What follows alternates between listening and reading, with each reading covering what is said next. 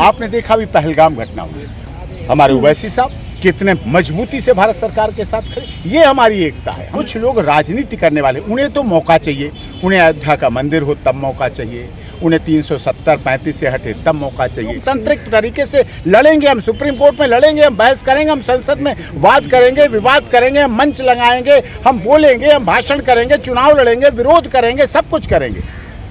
लेकिन जब देश की बात आती है तो वहां पर हम सब एक होके एक आवाज में हिंदुस्तान कहते ना, पाकिस्तान का कश्मीर हमारा, अरे पाकिस्तान ही हमारा था पहले, सब हम भारत, पाकिस्तान, बांग्लादेश सब एक ही थे। आपने देखा भी पहलगाम घटना हुई, हमारे देश के हिंदू, मुस्लिम, सिख, ईसाई, जैन, पारसी सारे एक मिलकर आतंकवाद के खिलाफ हो गए। पहलगाम की बात आपने जिक्र किया अभी, लेकिन पहलगाम के बाद जिस तरह से आपने कहा कि हम एकता के लिए सब खड़े हो जाते हैं, बिल्कुल सही बात है, लेकिन उसके बाद जिस तरह से मुसलमानों को टारगेट किया गया वो तो फिर ये आपका बिल्कुल सही सवाल है। पहलगाम घटना के बाद एक सिनेरियो जो हमारा 78 साल, देखिए पाकिस्तान भी हमारा था पहले, लेकिन बंटवारा हुआ, जो भी हुआ राजनीतिक कारणों से, लेकिन ये पहलगाम की घटना के बाद जो हिंदू मुस्लिम के बीच जो फर्क आया है, ये आम जनता में तो फर्क नहीं है, लेकिन राजनीति उस पर ज़्यादा रोटियां सेकने का काम किया।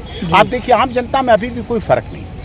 कल भी वलीमे की दावत में गया मैं, हमारे दोस्त थे मिलने, तो सब लोगों ने बड़े शिद्दत से, बड़ी इज्जत से सब कुछ सब कर रहे थे, सब मिल रहे थे, सब लोग थे। लेकिन जो कुछ लोग राजनीति करने वाले, उन्हें तो मौका चाहिए, उन्हें अयोध्या का मंदिर हो तब मौका चाहिए, उन्हें 370-35 से हटे तब मौका चाहिए। तो पहलगाम में तो धर्म पूछ के ऐसा दिखाया गया, तो वो क्यों मौका छोड़ दें? उनको तो इसको लेके इतना शोर मचाना था, इतना दूर दूर तक जाना था, जो कि गलत था। और दुख भी हुआ इस भेदभाव पैदा करने से।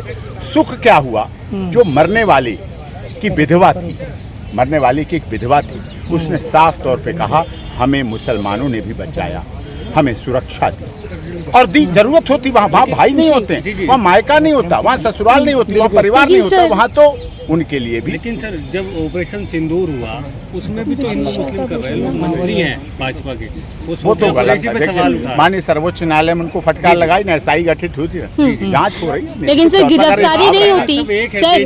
देखिए ये अवसर था जब हमारी सोफिया कुरैशी कर्नल और ब्रिगेडियर भूमिका सिंह दो ने वो नारा सिद्ध किया हमारे देश का कि बेटी बचाओ, बेटी पढ़ाओ, बेटी बढ़ाओ को उन्होंने करके दिखाया। पाकिस्तान ने कहा था 2 नेशन थ्योरी, कि भारत में तो 2 नेशन चल रहे हैं, एक हिंदू नेशन, एक मुस्लिम नेशन।